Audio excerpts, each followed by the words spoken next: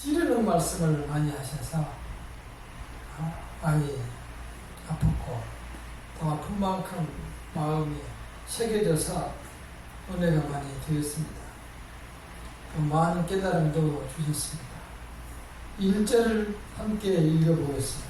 시작. 가난하여도 성실하게 행하는 자는 입술이 배역하고 미련한 자보다 나으니라. 가난하여도 성실하게 행하는 사람, 가난하고도 성실한 사람하고 비교를 하려면 어리석은 사람이나 또는 게으른 사람하고 비교를 해야 되는 게 맞습니다. 성실한 사람은 게으른 사람하고 비교를 해야 되겠죠. 근데 하나님께서는 가난하고 성실한 사람하고 미련한 사람하고 비교를 하고 있습니다. 다시 말해서 이 성실한 사람은 하나님 앞에서 애쓰고 열심히 살아가는 그야말로 거짓이 없는 앞과 뒤가 똑같은 표리 부동하지 않은 사람, 행실과 말, 언행이 일치하는 사람, 그럴 수밖에 없습니다. 하나님 앞에서 내가 있고 하나님 앞에서 내가 일을 하는데 어리석은 사람처럼 또는 게으른 사람처럼 일을 행할 수 없는 것이죠. 여기서 성실한 사람은 실제적으로 이 진실한 사람을 뜻합니다. 진실한 사람은 하나님 앞에 거짓이 없는 깨끗한 사람을 말합니다. 이러한 사람을 우리는 도덕적으로만 생각해서 참 착하고 선한 사람이구나 이렇게 생각할지 모르지만 하나님께서 여기서 사용하시기는 하나님의 말씀에 따라서 진실한 자를 말하는 것입니다.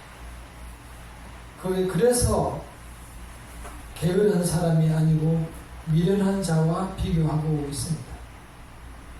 하나님의 말씀을 알지 못하는 사람은 결국은 어리석은 길을 가고 있다는 것이죠. 하나님께서는 왜 이런 말씀을 계속 우리에게 주실까요? 우리 자신을 우리 자신에게서 구원하라는 것입니다. 우리 아이가 아주 어린 영아라서 정말 이쁘고 아주 귀엽게 잘 놉니다. 기분이 아무리 안 좋은 날도 아이가 노는 것을 보면은 모든 아픔과 고민을 다 잊을 정도로 그렇게 이뻐 보입니다. 그런데 생각해 보면은 모든 사람이 소위 말해서 미운 7살이 되기 전까지는 그렇게 이쁘게 착하고 선하게 세상을 살아갑니다. 그러나 7살이 된 후로 대부분의 아이들은 자기의 주관, 자기의 의지를 가지게 됩니다. 그때부터 부모들은 또는 사회에서는 학교에서는 그 아이를 사회의 기준에 맞춰서 양육시킵니다. 교육을 시킵니다. 사회의 모든 사람들이 생각하는 그 생각대로 그 사람의 그 아이의 생각을 고쳐 나가서 결국 우리 사회의 사람의 한 사람으로 양육시키고 훈련을 시킵니다. 그렇게 되면 어느 순간 그 아이는 우리가 통제할 수 없는 사람이 되고 맙니다. 전혀 손댈 수 없는 사람이 되고 맙니다. 얼마 전에 TV 보셨죠? 초등학생이 선생님을 때려가지고 아주 그냥 얼굴이 아주 만신창이가 되게 때리는 학생을 볼 수 있었는데요. 그 아이는 하나뿐인 게 아니고 그런 상황이 현재 많습니다. 그 아이가 그렇게 된 것은 사회에서 그렇게 만들었기 때문이에요. 사회에서, 가정에서나 사회에서나 너가 최고야. 너는 할 수 있어. 무엇이든지 너 마음대로 할 수 있고 필요한 거 다 사주고 다 해줄게. 너만들은 내가 최고야. 이렇게 키워줍니다. 그러한 속에서 정말 내 자신이 최고인 줄 알고 내가 모든 것을 할 수 있고 내 뜻대로 다 하면 되는 것으로 생각하고 그런 행동을 취했고 특별히 회개하지 않는 한 큰 어려움 속으로 세상을 살아가게 되겠죠. 그래서 7살이 넘은 아이들을 보면은 그때부터 정말 다른 사람으로 세상을 살아가고 자기와 기준이 맞지 않고 생각이 다르면 그때부터 아이들을 왕따시키고 그때부터 서열을 만들기 시작하고 자기 세상을 구축해서 세상을 살아갑니다. 그 아이가 육신적으로 불구가 된 아이라도 또는 가난해서 아주 아무것도 없는 어려운 가정에서 태어난 아이라도 아주 천박한 어려운 위치에 있는 아이라고 하더라도 그 아이는 그 상황 중에서 내 자신이 나의 세계를 만들고 나는 이렇게 이런 꿈을 가지고 살아가겠다고 내 세상을 구축합니다. 그리고 거기에서 꿈과 소망을 가지고 살아갑니다. 그래서 우리가 무슨 말을 하든 자기의 기준과 자기 사고방식, 자기가 지어온 집에 맞추어서 행동하고 판단하게 됩니다. 그래서 사람을 교육하기가 어렵다는 거예요. 이미 하나의 사람이 형성되면 어른들이 어떠한 말에도 잘 설득이 되지 않습니다. 하나님께서 지금 이 말씀을 주신 것은 그 모든 사회, 모든 사람들의 판단 기준이 하나님의 말씀이 기준이 되지 않으면 결코 누구도 어떠한 사회도 온전하지 않고 정확하지 않고 확실한 선한 기준이 될 수 없다는 겁니다.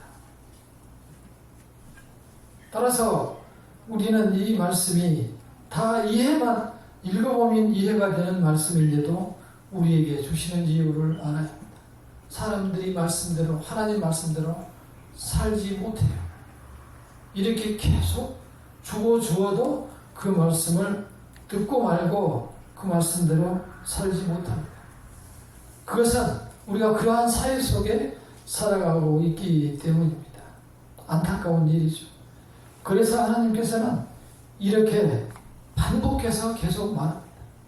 구약에서 보면은 이스라엘 백성들을 정말 끌고 다니다시피 계속 애굽에서 출애굽시키고 광야를 걷고 홍해를 건너면서 보여주고 밤에는 불기둥, 낮에는 구름기둥으로 이렇게 걷고 하면서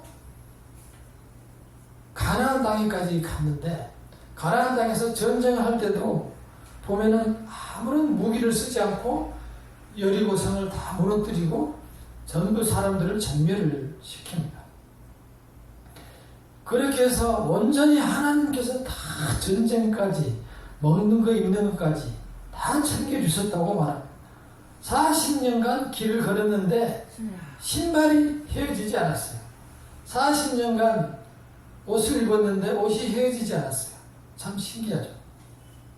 그랬으면은 그 사람들이 정말 바보가 아니라 하나님이 계시는구나.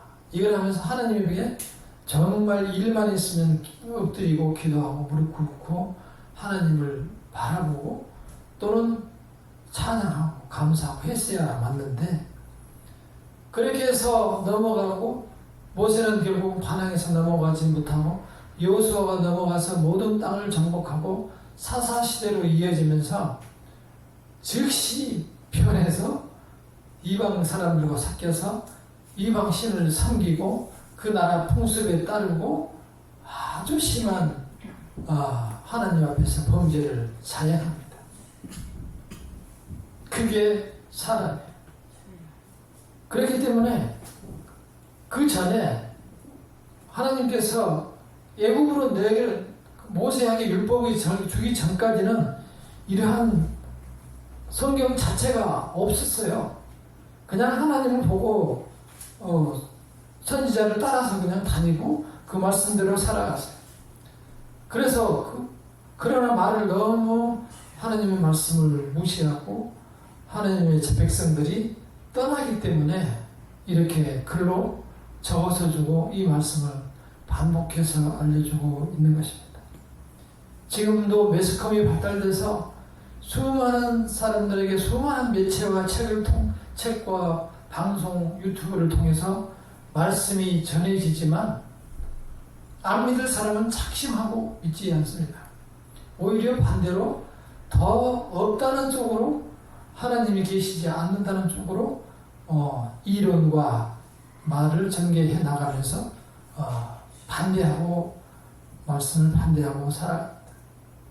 동룡제가 우리의 길을 하나님께서 우리를 선택했다고 말씀하는 것은 우리가 어떻게 잘 살고 못 살고 하나님을 기쁘게 드려서가 아니고 주의 성령님께서 우리의 마음을 감동해서 우리를 하나님을 믿게 하시고 또 교회를 가게 하시고 또 우리가 비록 하나님을 믿고 세상에서 살아가지만 다시 또 하나님을 바라보게 만드시고 어려움 속에서 하나님을 바라보게 만들고 하나님을 부르시게 만들고 이러한 것은 우리를 불러주신 것은 성령의 역사인 것입니다.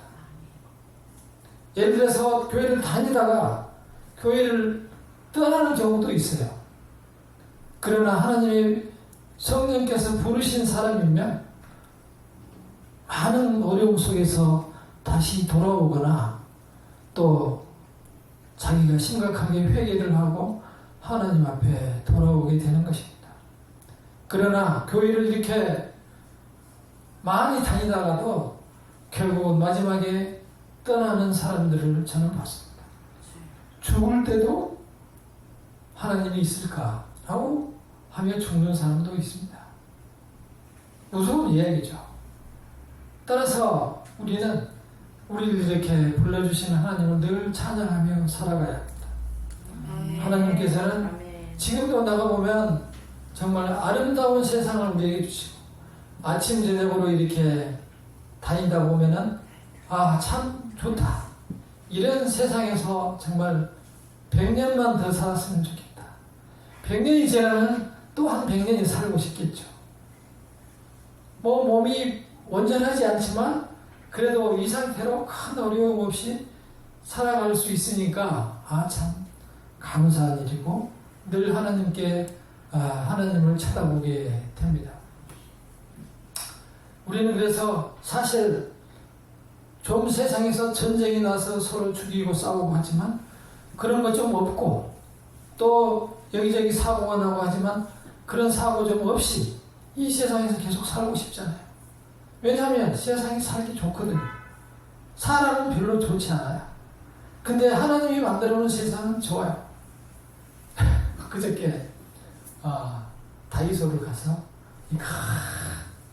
물건 하나 살 게 있어가지고 이렇게 쌓여 있는데 맨 밑에 제가 사고 싶은 큰 게 쌓여 있더라고요. 그래서 나는 그게 다이인지 밑에 놓은 다이인지 아니면은 팔려고 내놓은 물건인지, 왜냐면 그런 큰 물건 위로 쭉 쌓여 있어가지고 가서 그 옆에 이제 관리하시는 분한테 저 물건 좀 저걸 어떻게 꺼내야 되죠?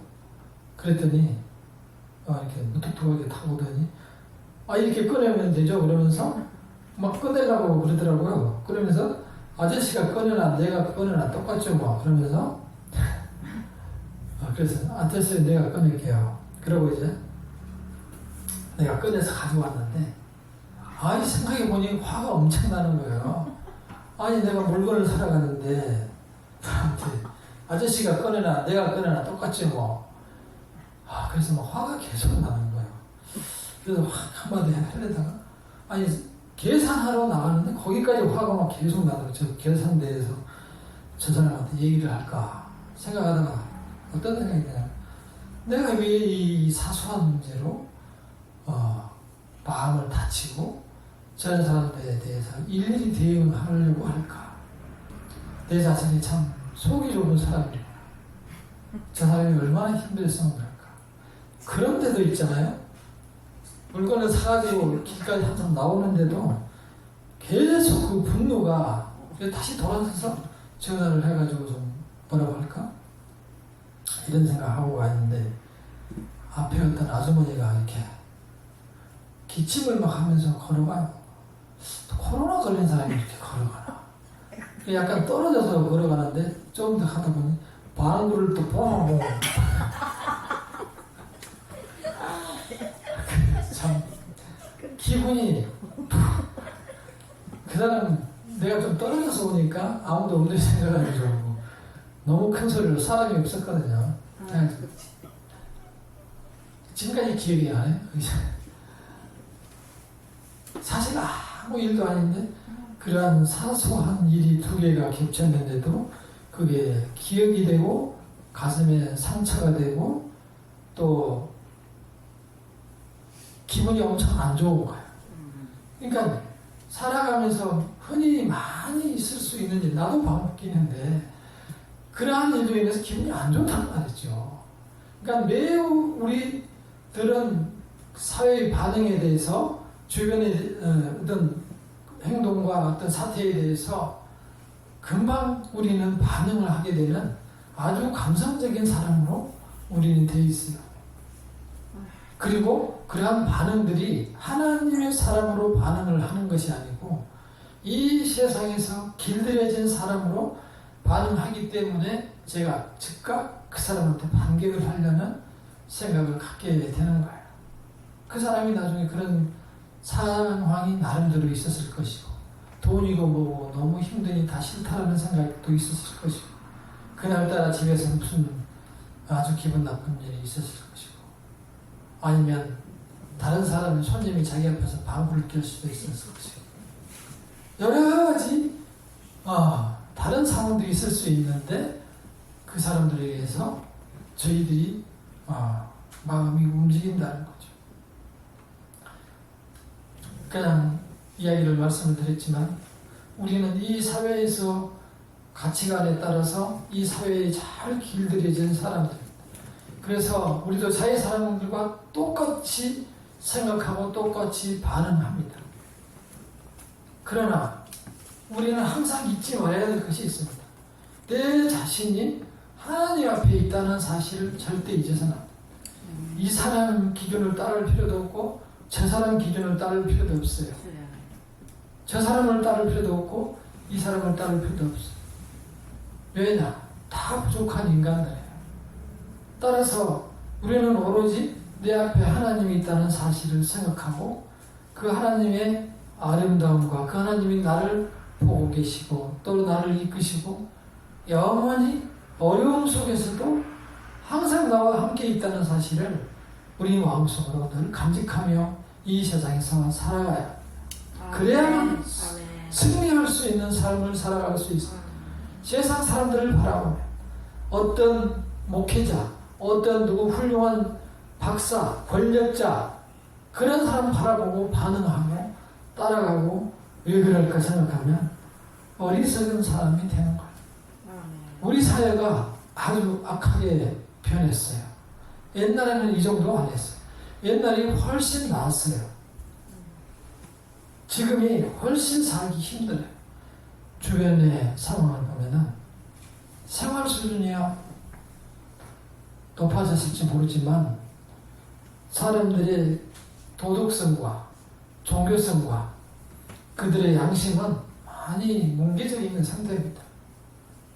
따라서 우리가 살아가는 게 하루하루 조심스럽고 정말 하나님의 도움이 없이는 살아가기가 참 힘든 그러한 세상입니다.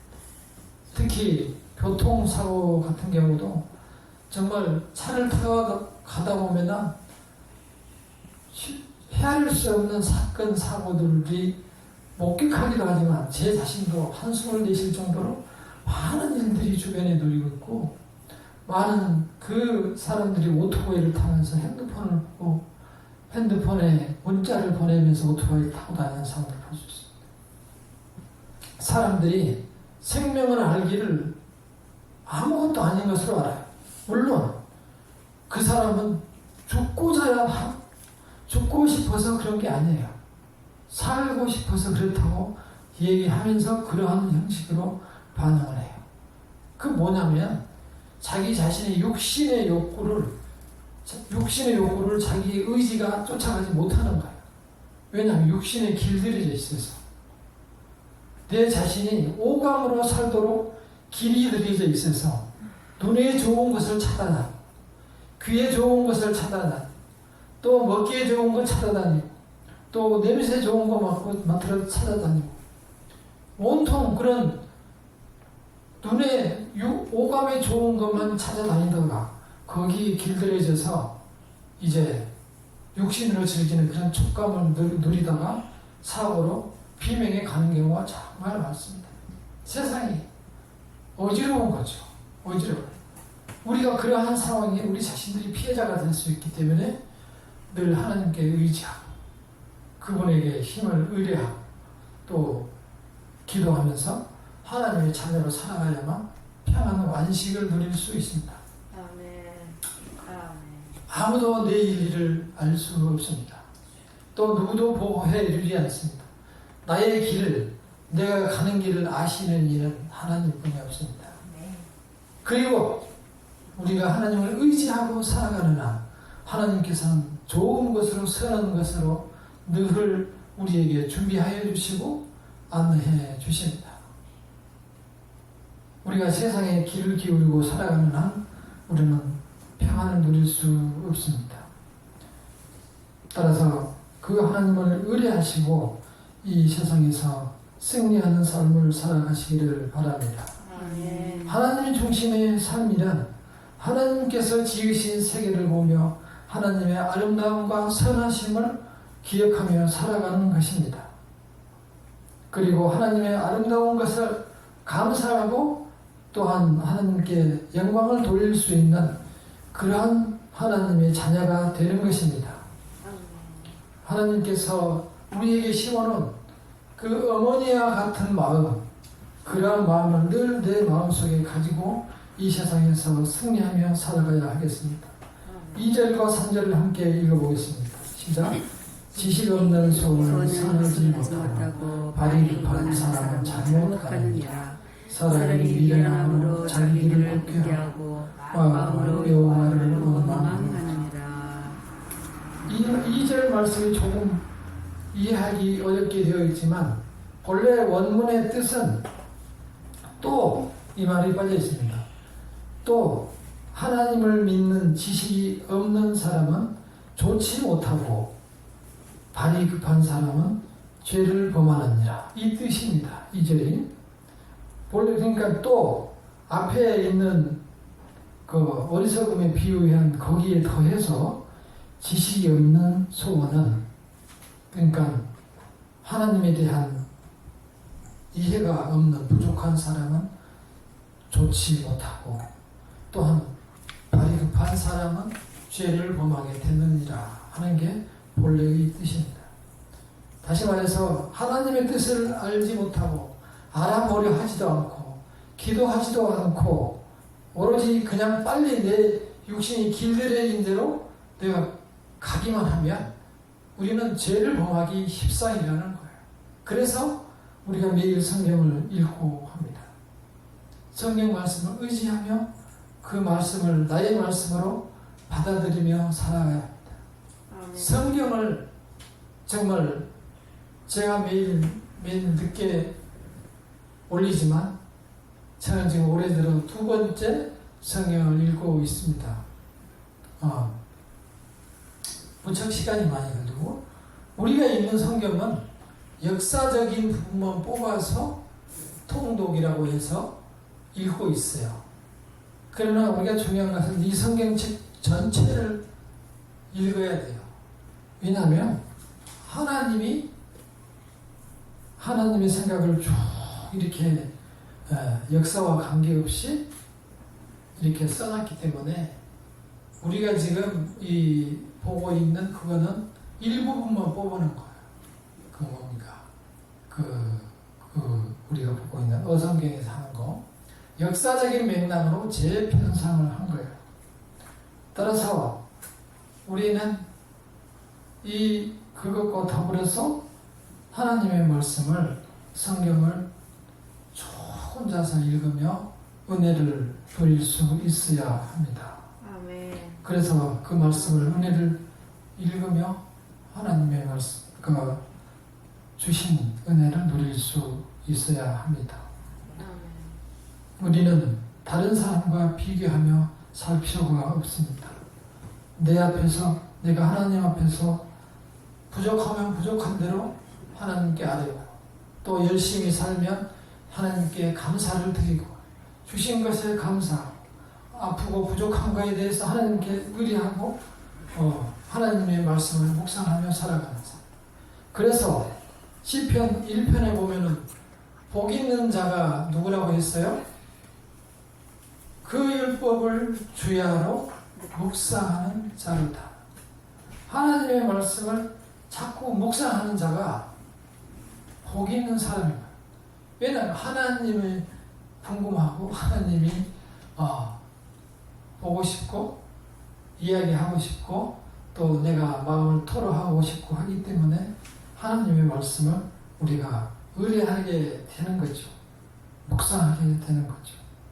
내가 하나님 이 일을 할까요? 또 이렇게 이야기를 할까요? 오늘은 무엇을 하고자 합니다. 하나님과 더불어서 이야기하고 지혜를 구하고 또 그 주어진 일을 성실하게 일하는 그러한 삶으로 살아가면 하나님의 축복이 늘 그 순간에 우리와 함께 하시고 또한 우리에게 평안을 주실 것입니다. 그 하나님을 전적으로 신뢰하고 그렇게 내 자신을 말씀대로 살아가는 사람으로 바꾸어 나가시기를 바랍니다. 그때 세상과 나는 간 곳 없고 구속한 주만 보이게 되고 나는 하나님을 찬양하며 살아가게 될 것입니다. 그래서 다른 사람을 기준으로 삼지 마시고 오로지 하나님의 말씀을 기준으로 살아서 승리하고 기쁨을 누리는 성도들 되시기를 바라겠습니다. 다 같이 기도하겠습니다. 오로지 세상에서 아픔을 당하면서 갈등하면서 괴로움을 당할 때 우리가 이겨낼 수 있는 지혜와 능력을 주시옵소서. 또 여러 가지 어려운 문제에 대해서 지혜를 다하여 주시옵소서. 어려운 문제에 대해서 희망과 소망의 길을 열어주시옵소서. 모든 것을 극복하고 주님께 찬양과 영광을 돌리는 삶을 살아가게 해주시옵소서. 기도하겠습니다. 주여 은혜를 주시옵소서. 축복하여 주시옵소서. 아버지 하나님 시의 능력과 은혜가 주님의 사랑과 은혜가 삶의 한국을 주시옵소서. 축복하여 주시옵소서. 우리가 주님 앞에 오는 영광을 돌리며 살아가시옵소서. 함께하여 주시옵시고 축복하여 주시옵소서. 주님의 사랑과 아버지의 계획이 주여 예비하신 축복 저희들과 함께하여 주시옵시고 능력에 주셔서 우리 삶을 인도하여 주시옵시고 축복하여 주시옵소서. 주님의 사랑과 주의 성령께서 자유해 주시옵시고 모든 계획과 아버지 하나님의 소망 위에 주님께서 지혜를 하시고 이해할 수 있는 하나님의 땅을 도우시고 인도하여 주시옵소서. 아름다운 것을 추구하여 주시옵소서. 은혜로 함께하여 주시옵소서. 은혜를 풀어 주시옵소서. 아버지의 놀라운 사랑과 축복이 주님의 사랑과 주님의 계획 주님의 역사 저희의 입술과 삶과 생각 속에서 함께하여 주시옵소서. 능력을 쌓여 주시옵소서. 은혜를 베풀어 주시옵소서. 주님의 사랑과 은혜를 감사합니다. 주여 도우시고 축복하여 주시옵소서. 우리의 형편과 필요와 사랑을 아시는 주님께서 아버지 하나님의 시간까지 주셔서 필요를 채워주시옵시고 아버지가 우리의 기도의 순간에 함께하여 주시옵소서. 아버지 늘 그 자리에서 들어주시옵소서. 아버지와 감사함들로 함께하여 주시옵소서. 아버지 우리가 알 수 없던 주님의 능력으로 기대하지 못한 큰 소망으로 주께서 함께하여 주시옵시고 주님의 자녀로 거듭나게 하여 주시옵시고 아버지 주께 영광을 돌리며 살아갈 수 있는 은혜를 누려 주시옵소서. 주여 보시고 축복하여 주시옵소서. 주님의 사랑